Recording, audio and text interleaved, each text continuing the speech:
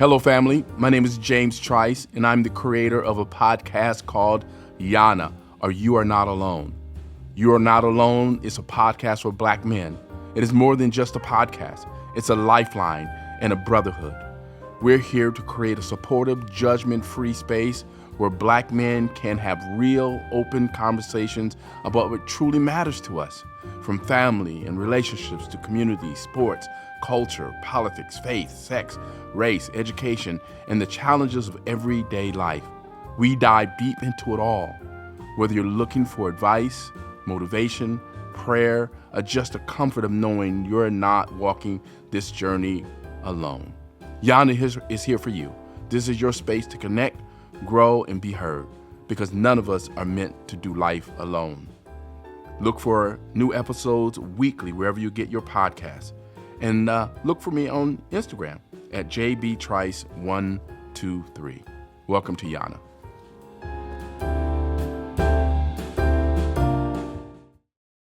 Grace and peace, everyone. This is James Trice. Again, welcome to another episode of YANA. You Are Not Alone, a space for Black men, a space where we can talk and be real and be honest with each other, a place where we can speak and talk about the issues that matter most to us in a judgment-free, non-censored, uncensored environment where we realize that we don't walk this journey of life alone.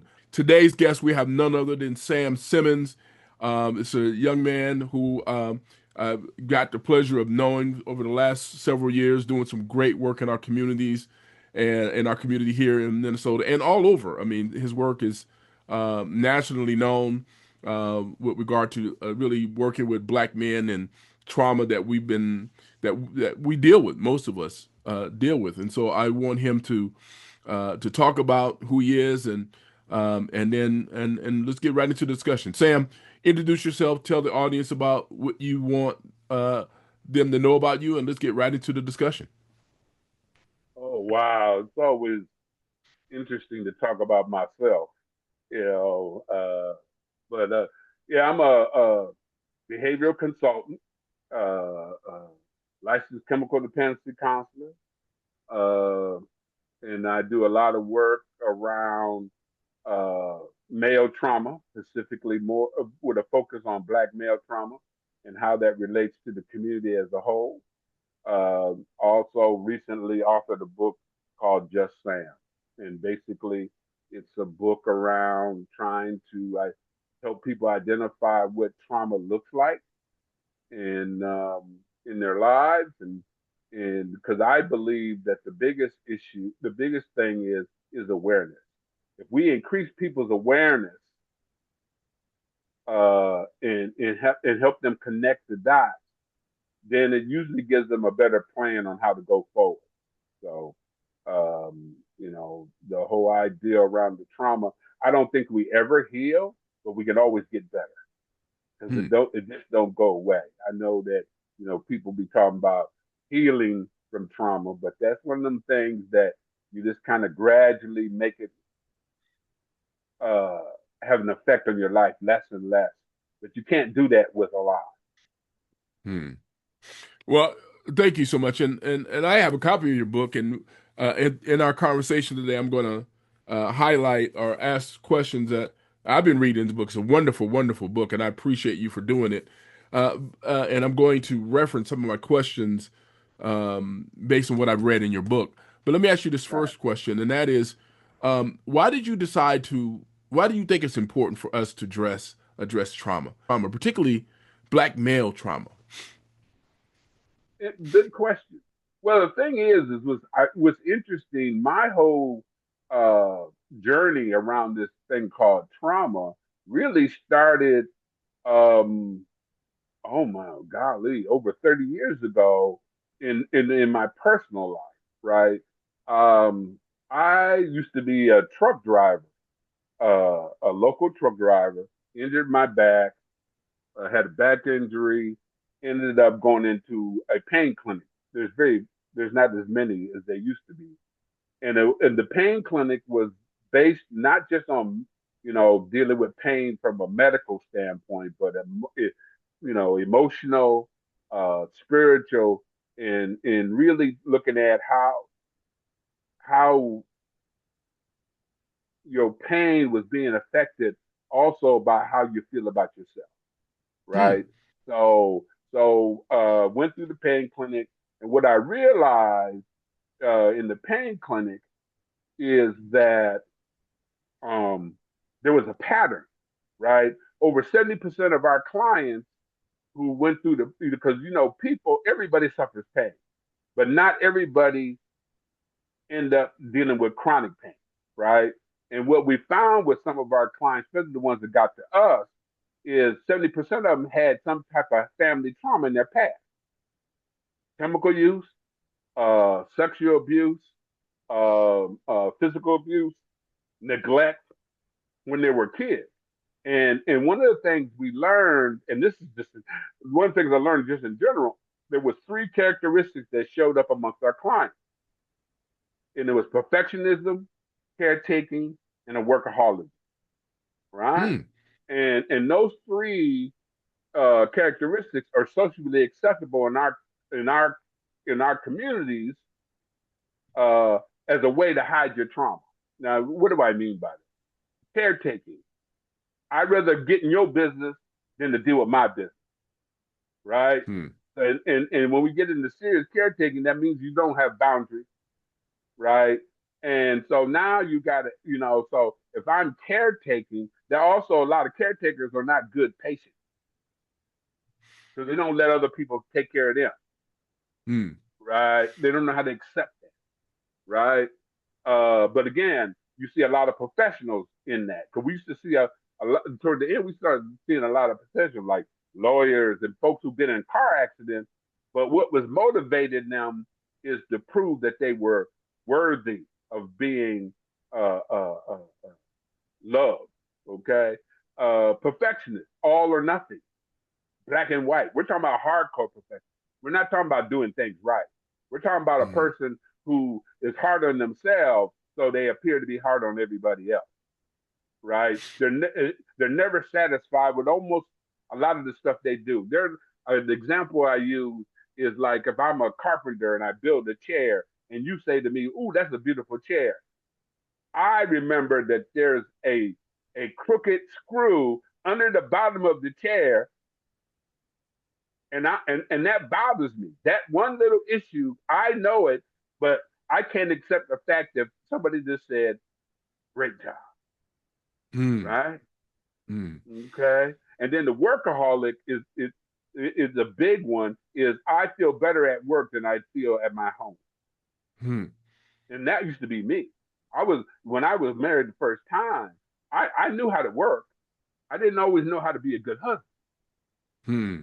and I didn't know how to be a good father. Because one thing my father did teach me: you always work. A man always worked, and blah blah blah blah. Right? Hmm. So I became probably a workaholic because to make more money, but I got comfortable with that because it allowed me to avoid things that was going on at home. And then when my wife would bring up me working long, I would say, "Oh, okay. Then how do you think you got that washer? And how do you think you got that dryer? Blah blah blah blah blah. Turn it back on." So we've seen a lot of that. And so what does that mean? When that person has the pain, one is those kind of characteristics don't allow other people to help you. They're controlling mechanisms out of my own trauma. And Hmm. so I started after that, it started clicking for me. And I started working on my own trauma, started looking at my family and that kind of stuff. And I did a public access TV show called "It's Time to Deal with the Pain." So I didn't even use the word trauma. It's time Okay. to deal with the pain, the mind, body, soul of the pain. And that's going to be part of the lecture I probably will do at the conference is break that down. What does that look like? How does trauma affect those three areas? Or how does it look when one of those areas is more harmed than the other? How do we compensate, right? Hmm. And so that's what we did. That's what I started, and then we did that weekly show uh, on cable to the point where I didn't know if, who was watching it. Go to visit a church, and the little church lady said, "I seen you on TV on Thursday." And what church do you preach at? No, ma'am, I don't preach at any church. Well, you look like a preacher, then because the set and stuff, right? Right. And so that's so really the looking at trauma really started with the idea of holistic pain. How does and then later on after that TV show, I started doing more work in the community with men, particularly actually men in general, then black men more specifically, and start connecting the dots. The more I understood about trauma, if how does that trauma show up? And then uh, I got a book, Post Traumatic Slave Syndrome by Joy DeGruy, and that just Hmm. helped me connect the dots. How does that past affect the present? And Right. so I know that was long winded, but that No, it's kind all of, good. It's all good. So when did, in simple terms, define the word trauma, and just in simple terms, in a way that a 5-year-old could understand oh my God, you asked too much. 5 year old, okay. it. Well, trauma is really about uh, uh, uh, responding to things that happen. The trauma is responding to things that happen to you, right? Right. And it could, and it don't even have to happen to you. It can happen to somebody else and have an Mm, effect on you. Somebody close to you, look like you, and that kind of thing, right? And so trauma happens. Bad things happen to everybody. It's like, do we get stuck? How do mm, we work out of it? Right? That's where the big, something that happens too long, too much, too soon, and too much is mm, really, uh, and and and it's too much for your body to metabolize, and you get stuck. So trauma itself is not bad because trauma is basically something bad happening to people, and it happens, and right. it don't matter what background, Right. right? And I think the thing is because we have only looked at trauma as totally bad. The thing is, it's actually everybody goes through it. It's about how do we process it and how much does it harm our future going on. I guess that I know that wasn't 5 year old. No, right, but it's good. It's understandable. So, how does one recognize that they've been traumatized and then Ooh, begin to uh, seek help or deal with it, right? Because you said trauma happens to everybody, right? It's how you deal with what happens to you. So how do yes. one recognize that they've been traumatized? And then how do they begin to say, um, seek help or begin to deal with it? Well, part of it is having an honest evaluation of your life. If there's like repeated stuff happening, Hmm. right? And pain. And see, the thing is sometimes when we look at trauma, we look at it purely from the surface when it really eats us from the inside out. So paying attention to our body, paying attention to our anxiety, you know, uh, uh, uh, you know, really, looking at those things as not a flaw, but just something that just happened. See, the thing Hmm. is, especially for Black folks in our society, so much has been done to make us look in a bad way that we work overtime to deny stuff, right? That because a lot of times, if you're always seen in a negative light, the last thing you want to deal with is something that you appear to be negative, right? Hmm. So, so if I'm always seen a negative, why would I want to deal with trauma? Why would I want to admit to trauma, right? Because historically, if we say that something's wrong in the past, we wouldn't get help; we would get punished. Hmm. Okay, like I know growing up, if you said you was concerned about somebody's mental health or whatever, you might get challenged, or depending on who you said it to, instead of having a conversation, bad things would happen. And that's why we started not wanting to share stuff outside of our home, right? You know, Mm. and then the other thing about trauma was so hard to identify it, especially when some of the traumatic behaviors we have developed out of trying to survive the larger trauma, uh, uh, ends up ends up starting some more traumatic Hmm. behaviors. I'm getting lost here. More traumatic behaviors in terms of that, right? So, how do I identify something that I was told is culture? So how do you identify something is trauma when you've been told that it's culture? Right, Wow, that's powerful because then it leads me to the next question because culturally, we as black men, we as black people have been through a lot of trauma. I mean, you alluded right, to Sister's book, post-traumatic slave syndrome, right? And we right, knows that term and it talked about the trauma that we've experienced historically from enslavement, right? right, And that trauma has been passed down. right, Um, how do we separate culturally our culture from the trauma? Because so much of who we are right, comes from our trauma, comes from what how we've been treated. Like right, blackness, blackness is a social construct, but right, black is a social construct, but right, it's a response to whiteness. It's a right, response to how we've been treated by right, this ideology of whiteness, right, and right, and so we take pride in that, right, but it's traumatic. How do we right. separate that and yet not lose who Again, we are? again, how honest are we willing to be with ourselves? And and do we allow people to step out of the collective to find themselves? So what Because does it I mean to step out of the what does it mean to step out of the collective to find yourself?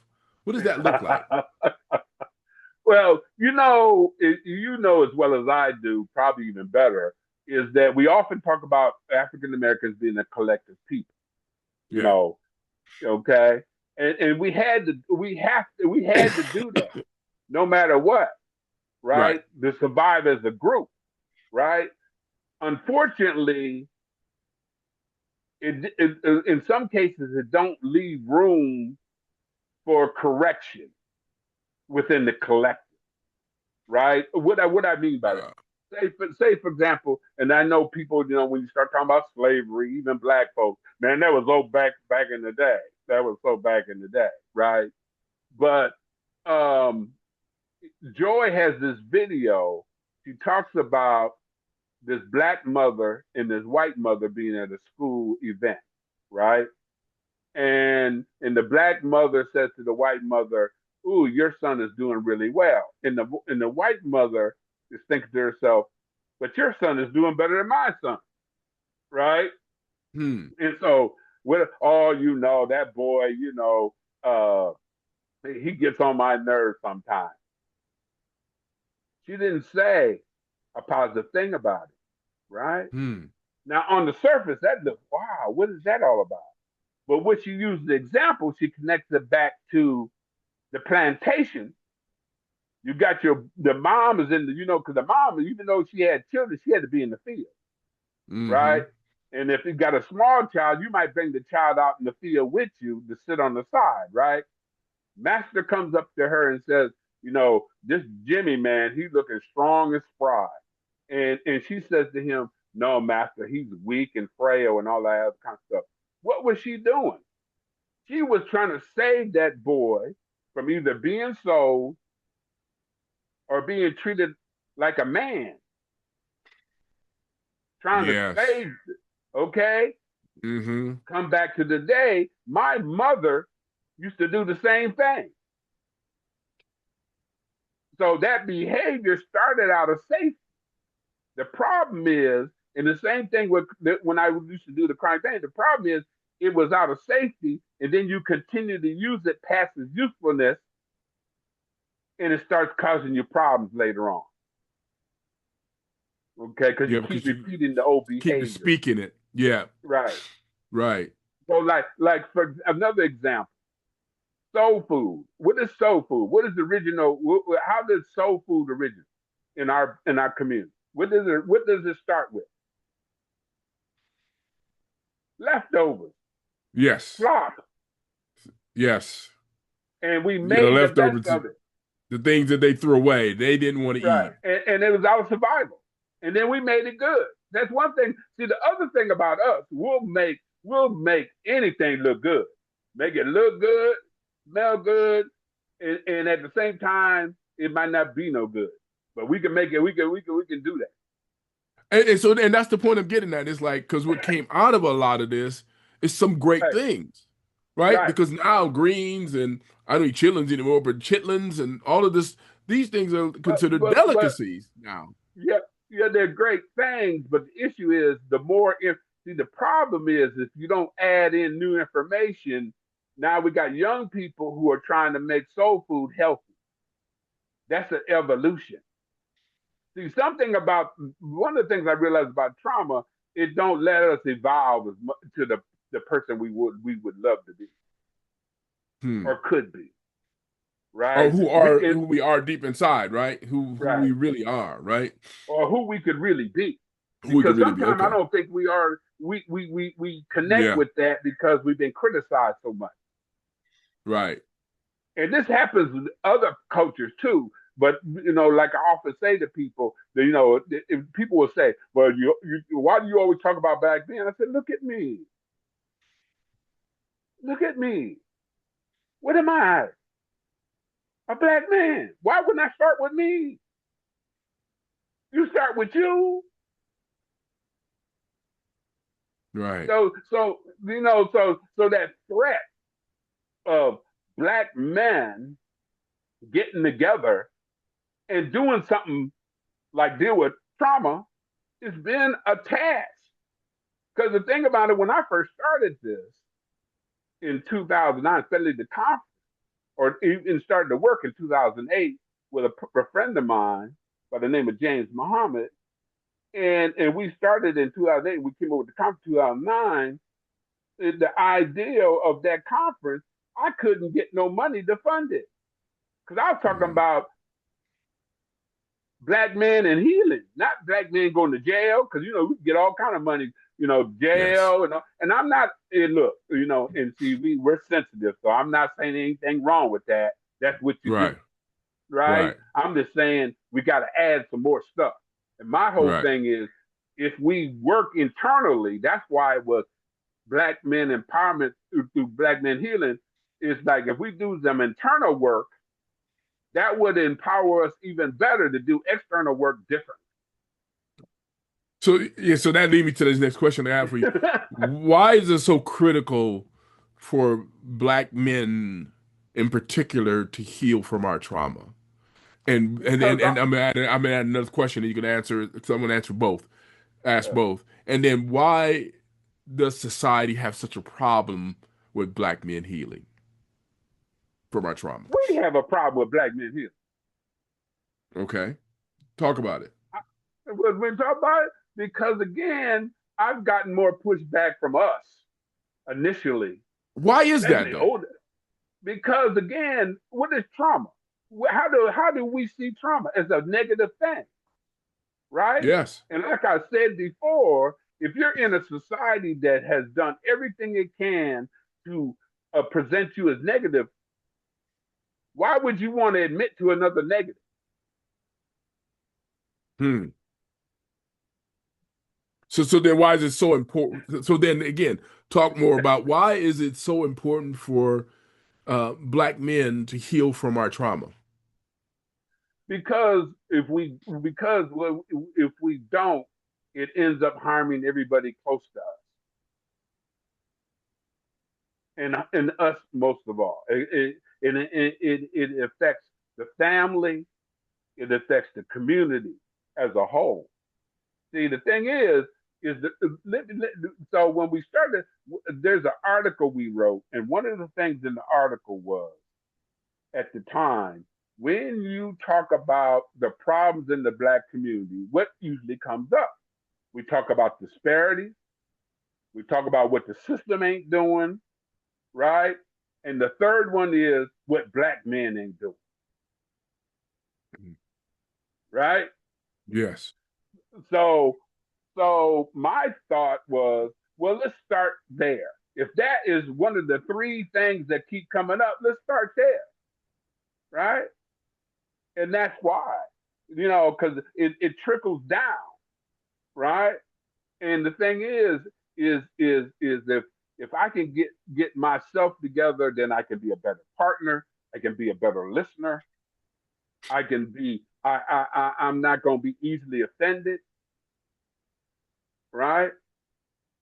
And because the thing is if you step back and just see, the thing is if you step back and just look at our own community, how we look at men, we give men all kind of mixed messages. That's across the board, but let's stick with black men. Mixed messages. Now you want me to be nicer, but you want me to defend you. Hmm. Now explain to me what that look like.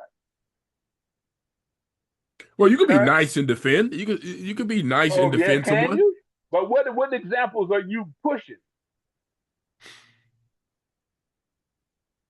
What examples are being pushed? What do you mean? Examples of defense? Examples of what? Defense? Yeah, in terms of Support. defense. Because one of the things I realized in dealing with a lot of my black men, and to this day, a lot of us know how to be punished. We don't know how to be loved ourselves. Mm. And that's inside the community. That ain't out. Do we already know what the outside is? Outside is consistent. But what are we doing inside? One minute you want me, again, when I say be kind, at the same time, if I don't throw down physically, then I'm not a man. Yeah, I got what you're saying. If you don't go for You see what I'm bad, you know, saying? like I'm gonna show my, my prowess, how I can beat Right, somebody down or whatever. I got to show you that I'm about it, right? right. But the other thing is, and if we go back to slavery, what was black men used for in slavery? Physicality and sexuality. Yeah. For labor and for sport. I think that's what James Baldwin said. We brought it for two Right. reasons: for labor and for sport. And inside that sport is sexuality. Yep, and entertainment and all of Right. that, right? Yeah, And so move it forward, what do we see? yeah. And we pride ourselves on that. You think about it. I'll give you an example. I used to do a lot of work with fathers, right? And the program that I worked with helped fathers, deal with their child support, maybe help them get a job or whatever, right? And the ironic part, again, when I say these things, is in general. So, because always, especially when I'm dealing with for our folks, well, I ain't like that. Then don't respond. If you're not like that, don't respond to me. Because what I'm saying, I've seen, and too often. The men who would come, the white guys who would come in there, their whole focus was, how do I deal with my child support? Because they already had jobs, right? Or Hmm. if they didn't have jobs, they want to know about jobs, right? Now the problem that with some of my guys, they didn't have no problem saying they had a job, but they definitely didn't want to say they didn't have a woman, Hmm. right? Hmm. And so the thing is if my focus is around my sexuality and my toughness, and we feed right into how mainstream society sees us, Right. right? And so the thing is look at the uproar when you have a movie with us showing love. You ain't gonna show too much love. Yeah, they're not going to show that. Well, Right. they And will, so, but not the full expanse of love at the way they do it. Other, they're getting better, but that's usually because we're making the movie. Well, yeah, and that we have to make the movie in order for us to show the real love. Then that leads me to something else in your book, right? This is your book. I encourage everybody to go out and get your book. And before we end, I want you to let people know how to get it. But you say something here on page 27. It says, "It's time the system took a leap of faith by considering that historical trauma is a real thing and it controls millions of people who, if treated, will increase their productivity, benefiting the system further. But if the system has a view of us that is fractured, have a view of us that is inhuman, right? If they see us as America's villains, then how do you expect the system then to change itself to now realize that we're traumatized and it needs to not continue traumatizing us as a Right. people? Yeah. How do you expect that to Exactly. happen? How do I expect to have? First of all, I don't. Not like Okay. that. It happens with us. See, our foe. See, the thing So it's is, not the system, it's us right? It's who us operate within the because system. if we think about this, think about this. I'm gonna break it down. You say make it simple, okay? Yes. You say you're in a relationship with somebody you can't get out of, or feel like you can't get out, right? Mm. And the relationship ain't working for the two of you. So think about a relationship, uh, uh, uh, uh, like a dance, okay? Because even in bad relationships, there's a dance going on, right? Mm. And so I do this, you do that. So we're doing our dance, and I'm tired of this old dance, and so I changed the step, right? So there's a struggle temporarily, right? And at the end of the struggle, either the other person makes some modifications or they go away. You just let them go, right? Right. And Right. so all I'm saying is, I believe, and I could be wrong, but it's got to be, you got to think about things and not worry about being wrong. I contend the stronger we handle our trauma internally, that externally, folks have to deal with you differently. Now, how that happens, what will happen, we'll see. Because the other piece in America, when we uh, uh, uh, are strong internally, America gets scared, right? And they push back even harder. When we stand our ground in truth, they get scared, right? But the issue is where I think we've been missing is if we handle and address some of the trauma we do to each other, it'll put us in a better uh, situation to handle the system. And so, even a better example would be is that if you were dealing with somebody, and again, you're not totally sure, because see, the biggest problem we have is not so much the people who totally look at us as animals, it's the ones who are our friends. The ones who treat us like animals, I can deal with them. They're real clear.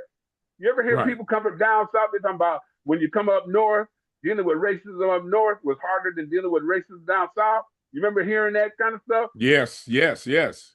Okay, same thing, right? The thing the issue comes down to is, how do I if you want me to respect you, how do I get a handle on me addressing the trauma in my community? I already don't know you, don't already like you. Why do you think I'm going to respect you when I don't think you respect yourself? Hmm. So you're referring uh, to society as a large, not thinking that black men respect themselves. I Is don't that know what if you they said? think that. I don't think they think that deeply about us. We have to think that deeply about them. I'm talking about the issue. Well, yeah, and what you're saying is that's the vision from the outside in, Okay. right? Yeah. But again, I'm really trying to that because I know I put it like this. For me, the better I got, the better my life got, even with my enemy. Right, right, right. So that leads me to the other piece then. Talk about this triple consciousness that you talk about, Uh-oh.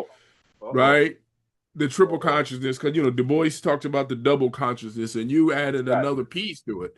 You added a Yes. triple consciousness. You see, I describe it as a feeling that black folk have that their identity is divided into three parts, making it difficult or impossible for us to have one unified identity. First, triple consciousness forces some black folk to view themselves from their own unique perspective. Second, it causes them to perceive themselves as the white world perceives them. These are Du Bois's definitions. And the third, a consciousness I've drawn from observing the interactions among black folk, it causes them to perceive themselves as other black folk perceive them. Talk a little bit about that. We got a few minutes left, but I do want that jumped out to me as I was reading your book, and I'm like, oh, I want him to talk more about this. Okay. I came up with the thought about triple consciousness dealing with some of my young scholars, folks who are doing well in school and that kind of stuff. And they talked about how, okay, yeah, I have to act a certain way around my white counterparts, but I also have to act a certain way for some of my black counterparts to get along.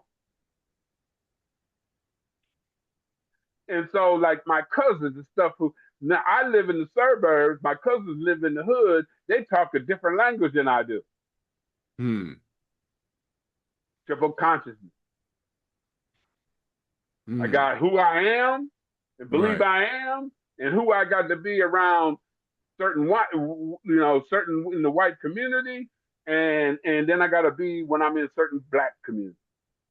So with that triple consciousness, how do we have room to begin to heal from our trauma?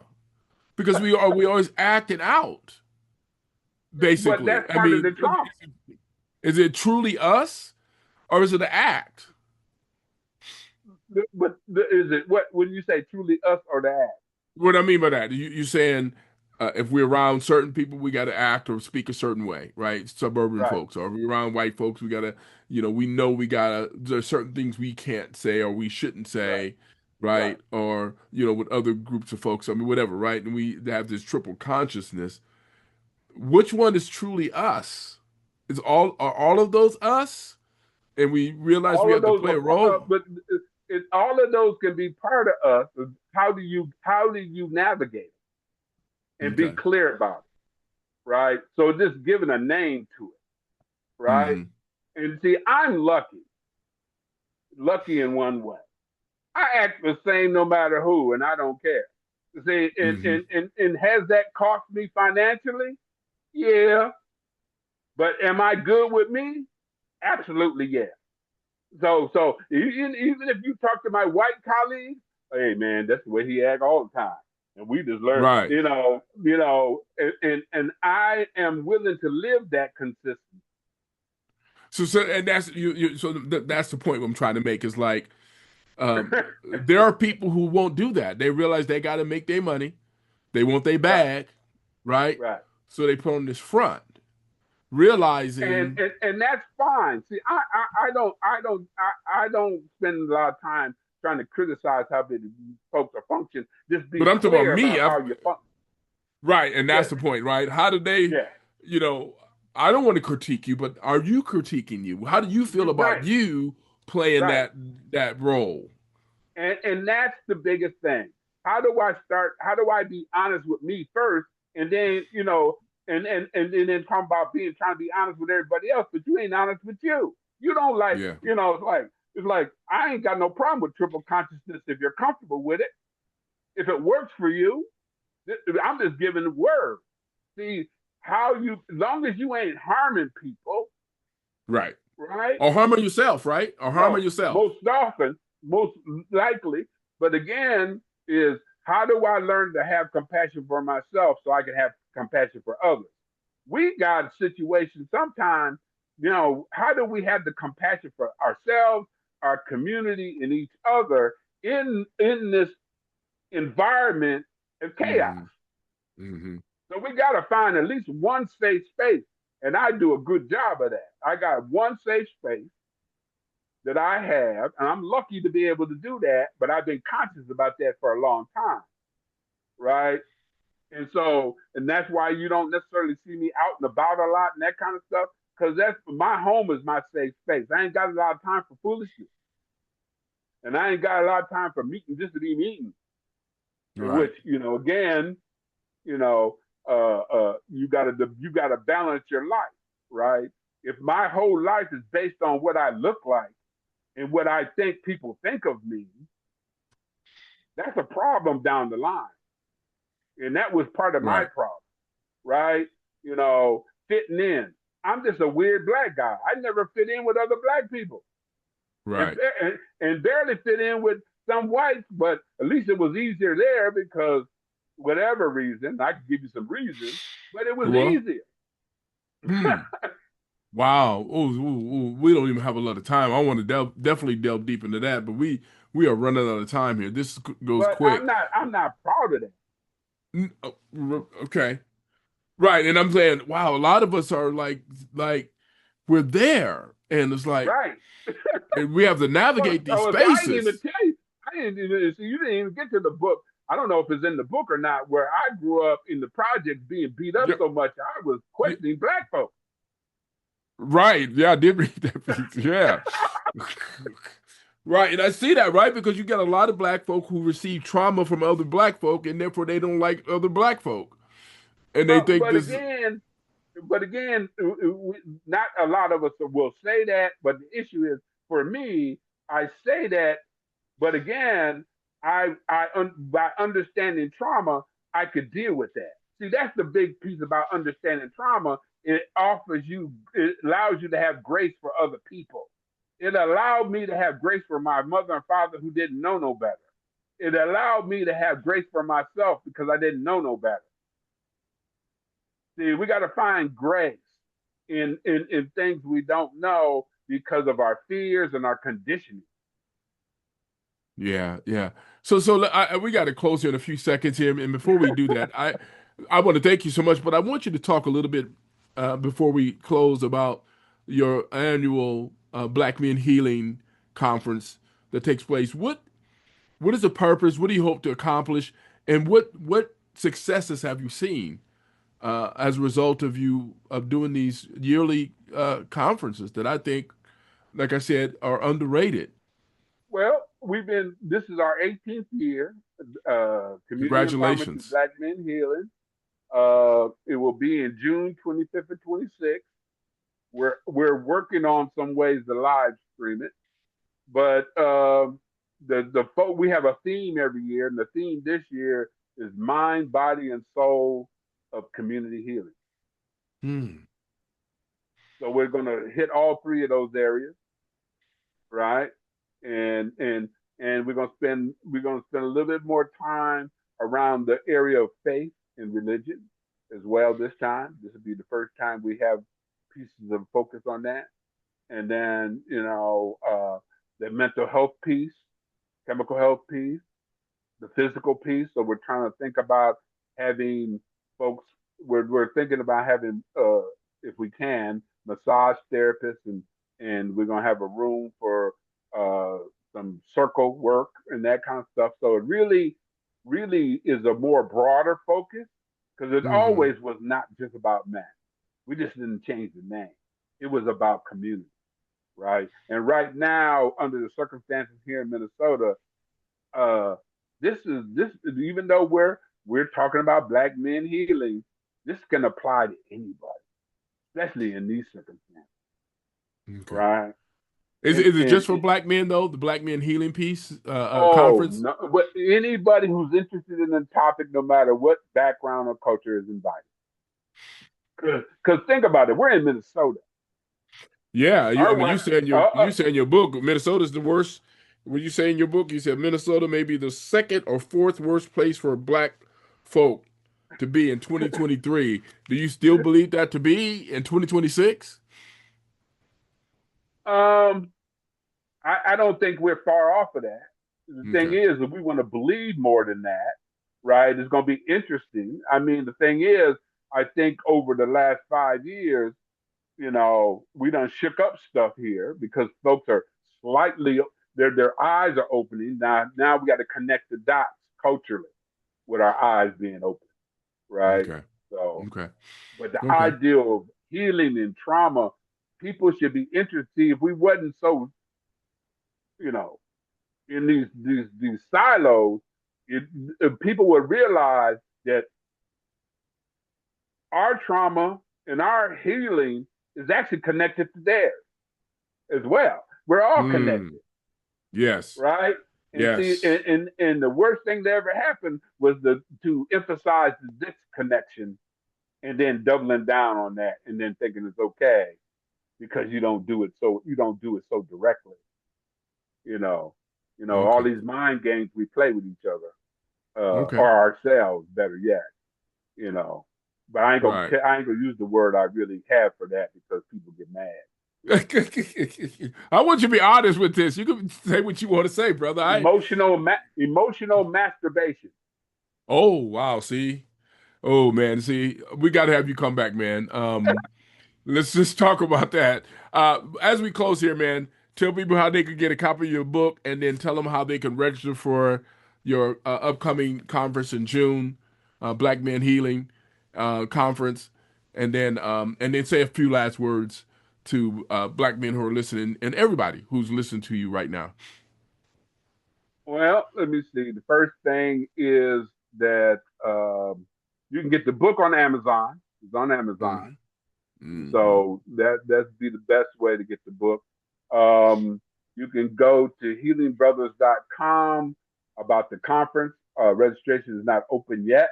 It will be open soon, and you get all the details about the conference on that website. You can go to uh, Samuel Simmons Consulting.com, which will also connect you to the conference. But you'll learn more about me and the work I do. Okay. And then last words you want to say as we close. And we got to have you come back. Matter of fact, we should have you come back after the conference and talk about that. Really, really. Okay, let me see. What last words I want to use? I don't know. Well, a community uh, is only as strong as the information is given. And as black men, healing is possible, Hmm. but you can't do it without truth. Thank you. Wow. Thank you so much, brother Sam, and thank you for visiting us today and joining the show, Yana, today. And thank you, uh, audience, for tuning in to this episode of Yana. You are not alone. Again, featuring Sam Simmons. And until next time, remember, we're never meant to do life alone. Grace and peace. Until next time. YANA is here for you. This is your space to connect, grow, and be heard because none of us are meant to do life alone.